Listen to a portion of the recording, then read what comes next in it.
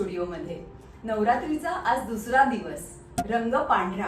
पांढरा रंग शांतता आणि नॉलेजचं प्रतीक आहे आणि म्हणूनच आज आपल्याकडे एका वेगळ्या विषयावरचं नॉलेज शेअर करण्यासाठी क्षमा कात्रे आलेले आहेत. तुमचं खूप खूप स्वागत क्षमा. क्षमा एका नॅशनलाइज बँकेमध्ये उच्च पदस्थ तर आहेतच, पण त्याचसोबत त्या फिंगरप्रिंट अॅनालिस्ट सुद्धा आहेत. नमस्कार.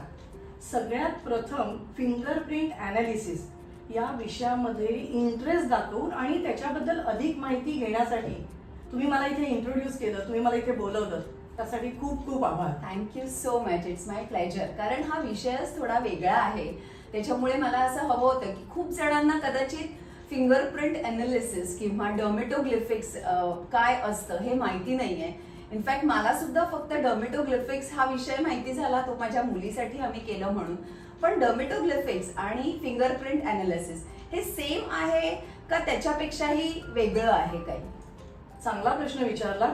खरंच ही खूप गरज आहे, कारण कसं होतं ना की माहीत नसल्यामुळे जे गैरसमज होतात ते तुम्ही सुरुवातीला सुरू केले. करेक्ट. सो डर्मॅटोग्राफिक्स इज व्हॉट, की डर्मो म्हणजे स्किन, करेक्ट. आणि ग्राफिक्स म्हणजे त्याच्यावर जे कार्विंग होतं ते. बरोबर. सो डर्मॅटोग्राफिक म्हणजे आपल्या हाताच्या बोटांवर जे काही कार्विंग झालेलं आहे त्याच्यामुळे ज्या रेषा आलेल्या आहेत त्याचं शास्त्र. करेक्ट. फिंगरप्रिंट अनालिसिस मध्ये काय झालंय, हे शास्त्र आपण पुढे नेलंय. म्हणजे आपण असं म्हणू शकतो की एखाद्या पिक्चरचा पार्ट 2. Okay okay okay. हा. सो फिंगरप्रिंट अनालिसिस मध्ये काय आहे, आपल्या मेंदूचे जे 10 कप्पे असतात त्याचं आणि आपल्या हाताची 10 बोटं आहेत त्यांचं एकमेकांशी असलेलं सायंटिफिक रिलेशन. ओके, म्हणजे हे आपण ऍडव्हान्स व्हर्जन ऑफ डर्मेटोग्लिफिक्स म्हणू शकतो. राईट. याला आपण फिंगरप्रिंट अनालिसिस म्हणतो. ते रिपोर्ट घेतो आणि त्याच्याबद्दल आपण लोकांना सांगतो.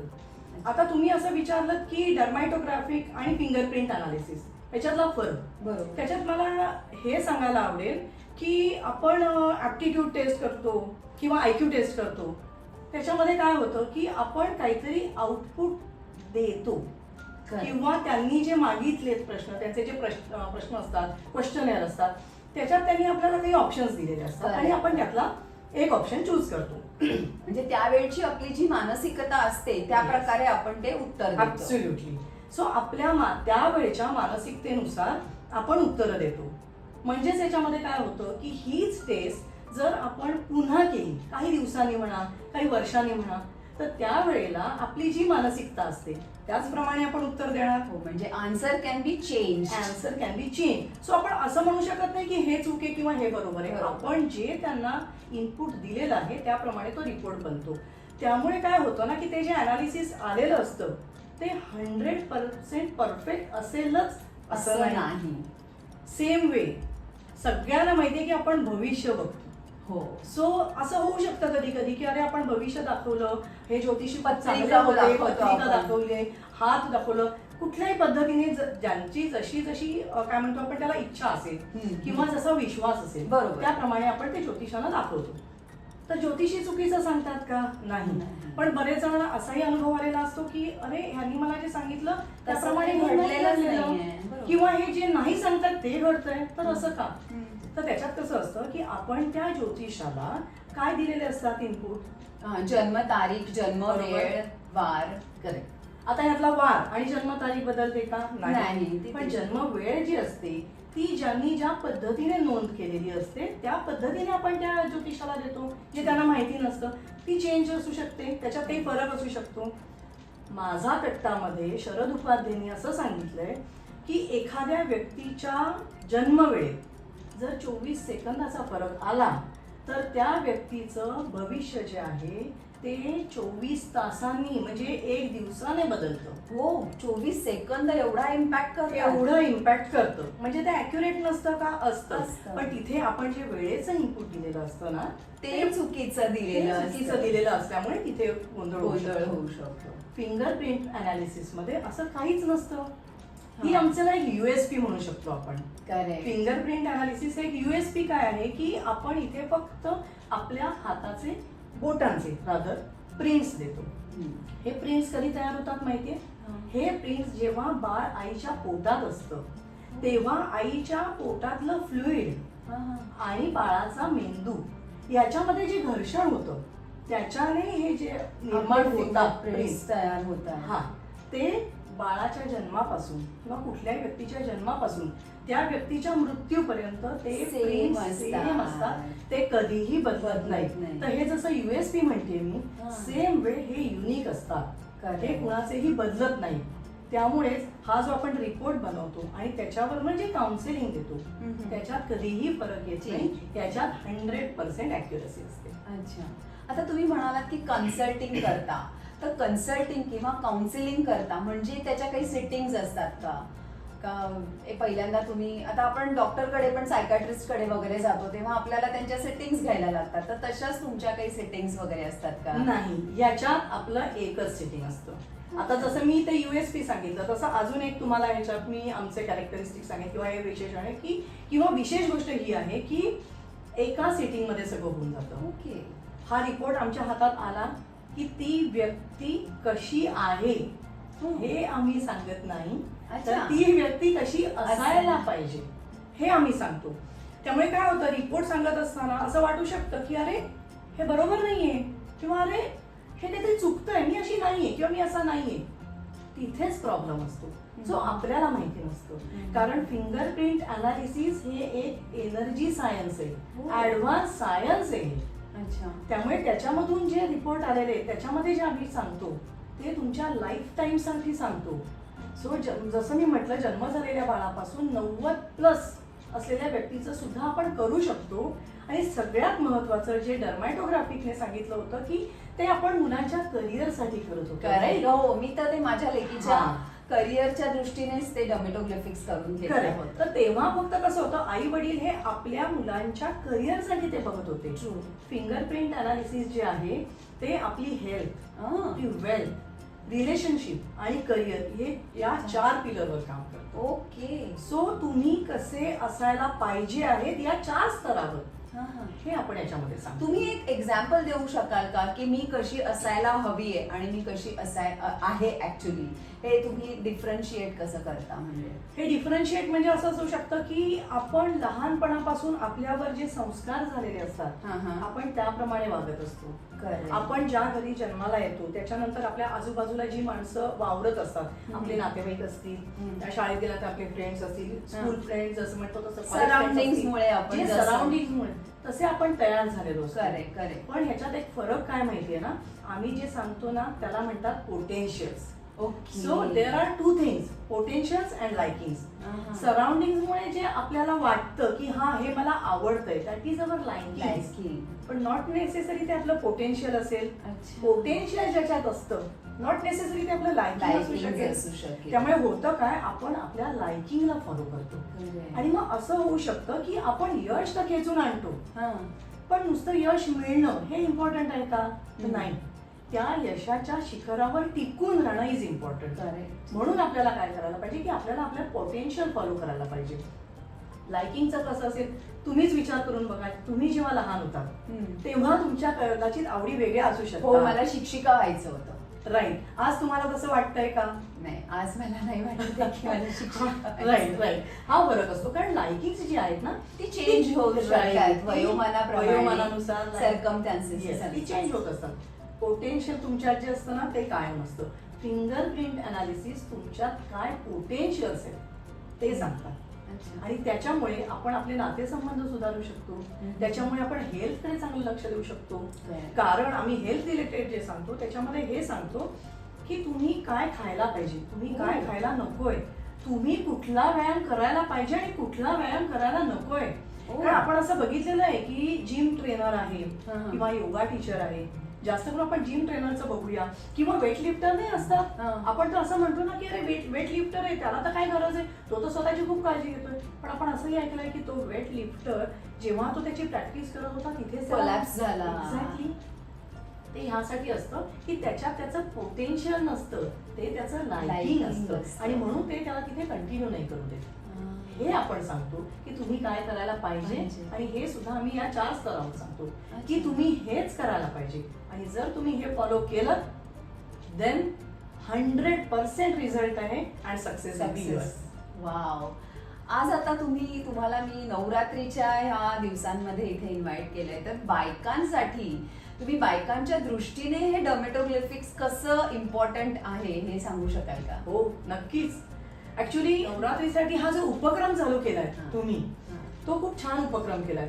तर मी याच्यात असं सांगेन की बायकांना या गोष्टीची जास्त गरज आहे. कारण आपण जसं मगाशी बोललो त्याप्रमाणे आपण स्वतःकडे लक्ष कमी आणि आपल्या फॅमिलीकडे जास्त लक्ष देतो. Correct? आपल्याला ही गरज का असते? कारण आपण जेव्हा आपल्या आई वडिलांकडे असतो तेव्हाचे संस्कार आणि आपण लग्न होऊन ज्या घरी येतो तेव्हाचे तिकडचे संस्कार ह्याच्यात फरक असतो. आणि मग आपण स्वतःला त्याच्यात मोल्ड करत जातो जेव्हा आपण लग्न होऊन त्या घरात येतो. आणि इनडायरेक्टली का होईना आपल्यात ते बदल होत जातात जे आपल्याला आवश्यक नसतात पण आपण ते करत जातो. सो लेडीजना ही जास्त गरज आहे. आम्ही मिशन ऑनलाईन काउन्सिलिंग चालवतो आणि मिशन ऑनलाईन काउन्सिलिंगचा आमचा ग्रुप आहे. आम्ही असे सगळे मिळून हे काउन्सिलिंग करतोय आणि त्याच्यात आमचं आताचं ध्येयच हे आहे की येत्या वर्षभरात आम्ही 100 तरी म्हणजे किमान एक व्यक्ती 100 स्त्रियांचं काउन्सिलिंग करणार आहे. असं नाही की पुरुषांचं किंवा मुलांचं करणार नाही, पण एक स्त्री आपण ठेवलाय तुम्ही 100 बायका तरी करणार. राईट. आणि तो का आपण ठेवलाय? कारण आपण पहिल्यापासून ऐकत आलोय ना की मुलगी शिकली प्रगती झाली, अख्खं कुटुंब ते शिकलं जातं. एक्झॅक्टली. मग त्या बाईला जेव्हा कळेल, त्या घरातल्या स्त्रीला जेव्हा कळेल की आपण कसं असायला हवंय, तिच्या स्वतःतले पोटेन्शियल्स जेव्हा तिला तिला कळतील, तेव्हा नक्कीच त्या घराची प्रगती आपोआप होईल. आणि मग त्यामुळे काय होईल, ती जेव्हा स्वतःच्या हेल्थ वेल्थकडे लक्ष देईल, स्वतःच्या रिलेशनशिपकडे लक्ष देईल, तसंच ते बाकीच्याकडे देईल आणि मग अशी पिढी घडेल. कारण पिढी घडवणं हे स्त्रियांच्या हातात आहे. बरोबर. खूप छान इन्फॉर्मेशन देताय तुम्ही. आता मी थोडंसं तुमची विथ युअर परमिशन ऑफकोर्स मी एक गोष्ट तुम्हाला असं विचारेन की आपण बायकांबद्दल बोललो तेव्हा मी तुम्हाला असं म्हटलं की हेल्थकडे लक्ष देणं गरजेचं आहे बायकांना. कारण आपण बघतो की आपल्याला स्वतःकडे वेळ देईपर्यंत ना आपण 50शी गाठलेली असते. बरोबर. तोपर्यंत आपण लक्ष दिलेलं नसतं आणि 50शी आल्यानंतर आपल्याला काय वाटतं, जाऊ दे ना, आता कोण बघणार आहे आपल्याकडे, आता कुणासाठी करायचंय. मुलं छान उडून गेलेली असतात, परदेशी असतात, आपापल्या ह्याच्यात रमलेली असतात, नवरा त्याच्या ह्याच्यात कशात तरी असतो. आणि मग जर आपण एस्पेशली जर हाऊसवाईफ असू तर आपण अजून कमी दुर्लक्ष करतो आपण स्वतःकडे किंवा लक्ष देत नाही. अशा वेळेला हेल्थकडे लक्ष तर द्यायला लागतं. कारण 50 हे वय असं आहे की आपण मेनोपॉझल एज कडे जातोय, आपण तिकडेच जायला सुरुवात होते. पण त्याच्यावर आपल्याला हेही लक्षात ठेवायचंय की आपलं 50 वय म्हणजे रिव्हर्स एजिंग सुरू झालंय. मग रिव्हर्स एजिंग आपण कसं करू शकतो, तर आपण स्वतःसाठी पौष्टिक तर खाऊ शकतो. नक्कीच. आतापर्यंत आपण फॅमिलीसाठी केलं, मुलांसाठी म्हणजे मुलांना आवडतं म्हणून केलं, नवऱ्याला आवडतं म्हणून केलं आणि एवढं सगळं करताना स्वतःसाठी परत काय आता करत बसणार म्हणून आपण विषयच सोडून देतो. आणि मग त्याच्यानंतर दुसरं कारण काय देतो, मला ना हे सगळं करण्यात वेळच नाही मिळाला. एक्झॅक्टली. म्हणून कमी वेळेत आणि पौष्टिक आपण काय करू शकतो, ती रेसिपी आज मी तुम्हाला सांगणार आहे. क्या बात आहे, मला नक्कीच आवडेल. येस. आणि त्याच्यात हे पण होणार आहे, त्याच्यात एका दगडात 2 पक्षी साध्य होणार. कसं ते मी सांगते.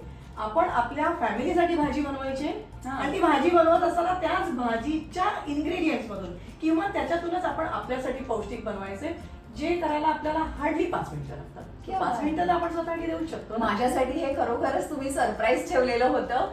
सगळे इन्ग्रेडियंट्स तुम्ही घेऊन आलेला. आता मी उत्सुक झालेली आहे की काय आहे हा पदार्थ ते बघण्यासाठी. आपण किचन मध्ये जाऊया. नक्कीच. चला. हे सगळे इन्ग्रेडियंट्स बघून मला असं वाटतंय की हे काही आपण मटकीची उसळ वगैरे काही बनवत नाही आहोत. मग आज काय बनवतोय आपण आज मटकीचं कळण बनवतोय. कळण? हा. ते काय असतं? हे काय ना, हे एक पौष्टिक पदार्थ आहे. ओके. जसं आपण मगाशी सांगितलं, आपण जेव्हा फिंगरप्रिंट अनालिसिस बद्दल बोललो, स्पेशली बायकांबद्दल, की त्या आपल्याकडे किती कमी लक्ष देतात किंवा कसं लक्ष देतात, तर त्या कमी ज्या लक्ष देतात ना, त्या कमी लक्ष देण्याची रेसिपी होऊ शकेल ती आहे कळण. क्या बात आहे. हा. तर आता ही आपण जी घेतलेली आहे त्याच्यातली इन्ग्रेडियंट्स पहिले सांगते आणि ती फास्ट कशी होईल ते त्याच्यानंतर मी सांगते. ही आपण 1 कप मटकी घेतलेली आहे, ज्याला मोड आलेले आहेत. आपण घरी मोड काढलेत हे. करेक्ट. त्याच्यानंतर आपण 1 टेबलस्पून ताक घेतलेलं आहे. ताकाचा आंबटपणा जो असेल ना, तो ज्याला जसा आवडेल त्याप्रमाणे घ्यायचंय. पण आपल्याला हे लक्षात घ्यायचंय की ही जी मटकी आपण उकडवणार आहोत त्याचं पाणी आपण त्याच्यात घालणार आहोत. त्यामुळे ते चवीनुसार घ्यायचंय आपल्याला. म्हणजे खूप एकदम पातळ नाही चालणार आहे किंवा एकदम घट्ट नाही चालणार आहे आपल्याला. त्याच्यानंतर आपण एक घेतलाय की हे 1 टीस्पून साखर घेतलीये. ओके. त्याच्यानंतर आपण कोथिंबीर घेतलीये, मिरची एक घेतलीये, ही पण चवीनुसार असेल कारण काळ्या मिरच्या तिखट असू शकतात, बरोबर. हिरवी मिरची तिखट नसू नसू शकते, शकते, तर हा. कुणाला कसं तिखट आवडतं नाही आवडतं त्याप्रमाणे असणार आहे. कोथिंबीर सुद्धा घातली तर जास्त चांगलं आहे, ते पण आवडीनुसार पण त्यातले त्याप्रमाणे पण घ्यायचं. पौष्टिक आपल्याला इन्ग्रेडियंट्स मिळून मिळून जातात. जातात. आपण 1 टीस्पून जिरं घेतलेलं आहे, ओके. मीठ ऑफकोर्स चवीनुसार, आणि आपण त्याच्यात तूप वापरतोय. साजूक तूप वापरलं तर ते जास्त अजून हेल्दी होईल. गाईचं तूप जर त्याच्यात वापरलं गेलं तर ते अजून चांगलं आहे. हे इन्ग्रेडियंट्स आपण वापरतोय. तुम्ही मगाशी म्हणालात की आपण हेल्दी असू तर घर अख्खं उभं राहतं आपल्यावर. एक्झॅक्टली. त्यामुळे आपण आपल्या हेल्थची काळजी घेणं तितकंच गरजेचं हे आहे. आपल्याला माहिती असतं की आपण हेल्दी असतो तर प्रत्येक गोष्टी कळतात पण वळत नाही. एक्झॅक्टली. त्यामुळे आता आपण ही जी मटकी आहे ती आपण कुकरला कुकरला उकळून आणि घ्यायची. एकच शिटी करून घेणार आहोत, कारण ती जास्त उकडलेली चालणार नाही आपल्याला, कारण आता त्याचं एकदम ती मॅशी मऊ होतं ना, होऊन मॅश जाईल. होऊन हा. त्यामुळे आपल्याला एकच शिटी एकच शिटी काढायची. बर.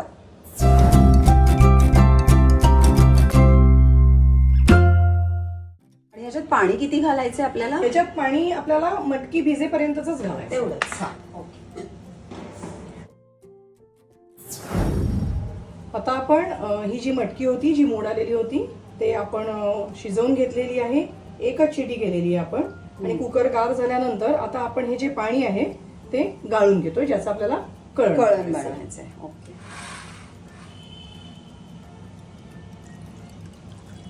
अच्छा, हे पाणी म्हणजे आपलं कळण असणार आहे. करेक्ट. हे झालं मटकीचं पाणी, ज्याच्यामध्ये आपण जे प्रोटीन बोललो ना मगाशी, ते ह्याच्यामध्ये असतं. हे आपण जेव्हा उसळीत टाकतो, बरेच जणांना असं वाटतं की आपण उसळीत टाकतोय, हो, पण तेव्हा काय होतं की त्याच्यात आपण मसाला टाकतो, तेल असतं, कारण तेलाची फोडणी असते, मग हिंग घातलं, मसाला घातला, अजून काही घातलं तर काय होतं ना, त्यातले पौष्टिक सत्व जी असतात ना ती कमी होऊन जातात. म्हणून ह्याच्यासाठी जे आपण करायचंय ते कळण करायचं. मीडियम गॅसवर ठेवलंय आपण हे. त्याच्यात आपण तुपाची फोडणी करून घेतोय. ओके. तूप तुम्ही आवडीनुसार कमी जास्त करू शकता.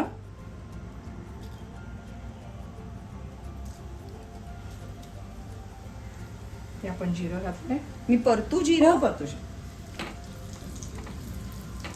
मिरची जी आहे त्याचे तुकडे जे आहेत ते मी जरा मोठे केलेत, कारण कसं आहे आपण पौष्टिक म्हणून खातोय, राईट. त्यामुळे हे जे तुकडे आहेत हे आपण तुमच्या सोयीनुसार करून घेऊ शकता, कारण बारीक झाले की ते तिखट होणार आहे. आपण पौष्टिक खातोय, मग ते असंही नको व्हायला की याच्यामुळे ऍसिडिटी झाली. त्यामुळे हे मी मोठे करून घेते.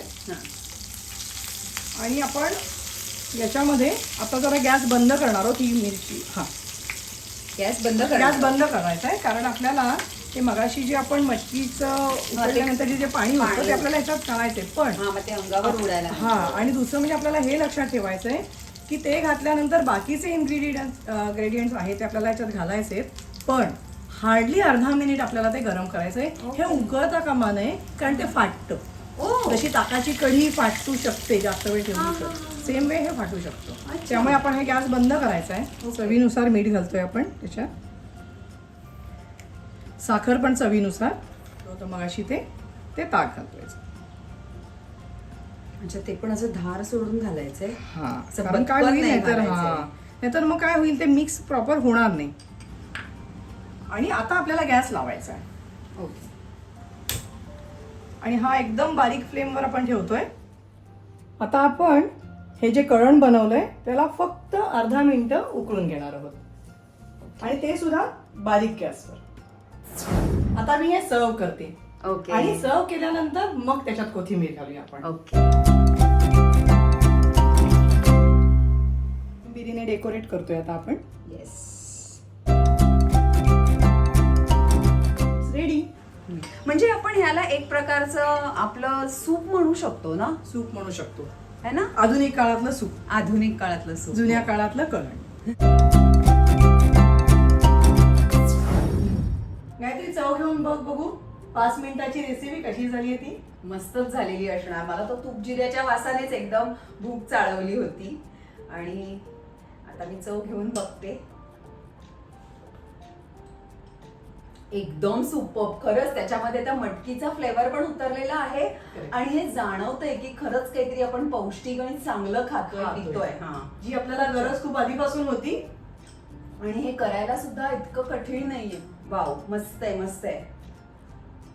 थँक्यू. तुम्ही पण घ्या. आज तुम्ही वेळात वेळ काढून आमच्या स्टुडिओमध्ये आलात आणि एका वेगळ्या विषयावरती एक खूप छान इन्फॉर्मेशन आज शेअर केलीत तुम्ही. त्यासाठी तुमचे खूप खूप धन्यवाद. गायत्रीज फूड स्टुडिओ कडून एक छोटीशी आठवण भेट तुमच्यासाठी.